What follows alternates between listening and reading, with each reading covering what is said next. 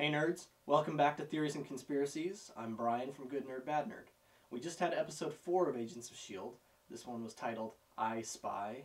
You know, obviously the play on words because of the trick eye that Aquila had.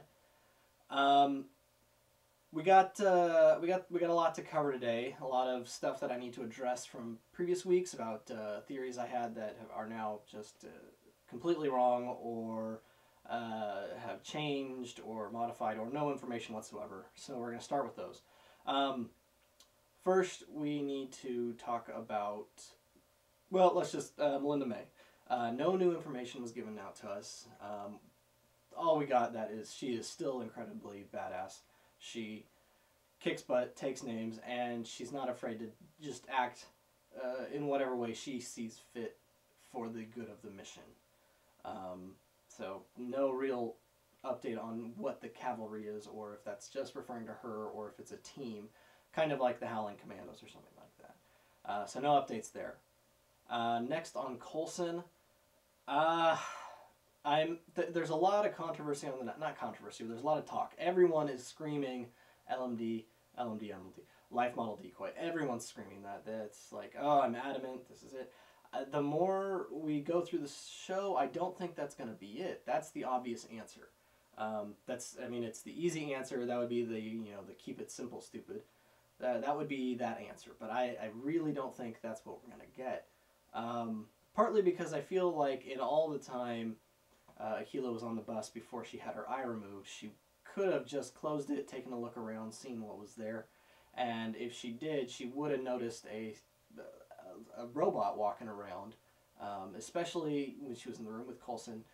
You know, she had the line that something was different about him, but it wasn't a holy crap, you're a robot kind of a line. So I really don't think he's a life model decoy. This does tend to suggest either a clone or something magic happened, so there's some change within him, or some sort of doppelganger. They're obviously we've gone through the clone thing before, and that is kind of looking likely. Maybe it's a combination of organic and robotics. You know, they've obviously played that up in this episode, so it could be that. But magic, straight up clones, doppelgangers, things like that, those are still seeming the way that it could be.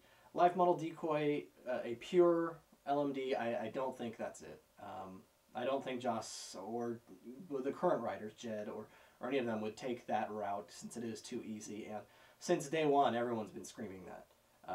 If they really wanted it to be a mystery, I think they would have picked something different. So LMD, I'm saying it now, I'm taking it off the table. It's not going to be an LMD. If it is, they've got some issues with how they've presented it.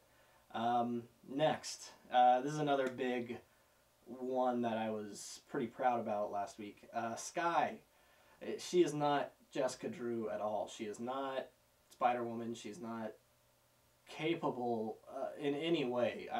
I'm sorry. I can understand in training, acting like you don't get it, or playing around or pretending, but in the van, when her life was on the line, it doesn't matter what was going on. She wasn't going to die, so she would have, if she was just pretending not to know the difference between a safety and the clip release, she wouldn't have done that there. So she's either completely naive, an idiot when it comes to anything beyond computers and technology. She is not the agent or spy, super spy kind of level. So the claim of and the theory of Jessica Drew of Spider-Woman is just, at the moment, it doesn't seem likely at all. I mean, they may do something where slowly she's learning skills and then something happens, but I don't think that's the way they're going to go. I'm not sure if they know which way they're going to go with her yet. I think she's a patsy, to be honest.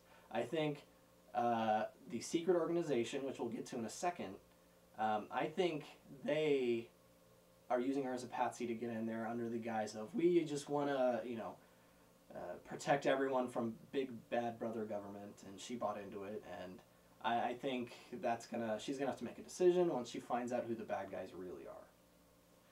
Now, who are the bad guys? I was pretty sure they were Hydra, and this was tied into the Madripoor Malta theory, the Jessica Drew Sky theory, but after today, I'm leaning more towards AIM. Now, AIM, everyone remembers from Iron Man 3. They were the think tank organization that turned out to be just a bunch of cracked out, mad scientists. You know, that's what they are in the comic. That was a pretty good representation. They deal heavily in kind of the cybernetically augmented humans.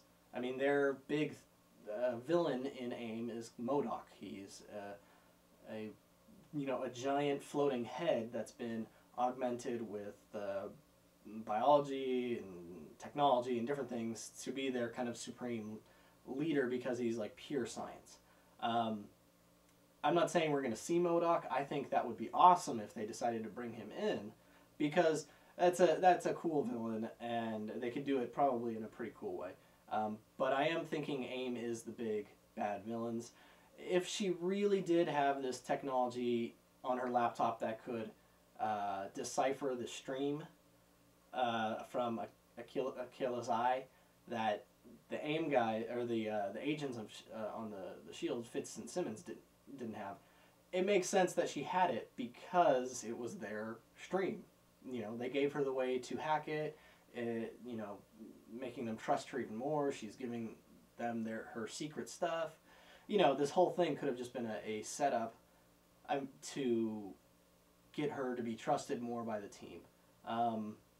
Which, I mean, that's what they're trying to do. Clearly, that's what they've been trying to do from the very beginning. So, Skye is a naive patsy, which is a shame. I was hoping they would give her a better story. So far, that's all we got from her. That's all it looks like, and it's a shame because they don't know if they want to show her as picking up these agent skills to be a field agent and be really, I do tech stuff, but I'm also learning to be a fighter. But it just doesn't fit. So those are the theories. There wasn't much new information as far as new theories or other things going on in the background. It's just small stuff that we're picking up here and there. So let me know what you think. Leave a comment. Make sure to hit up the blog, goodnerdbadnerd.com.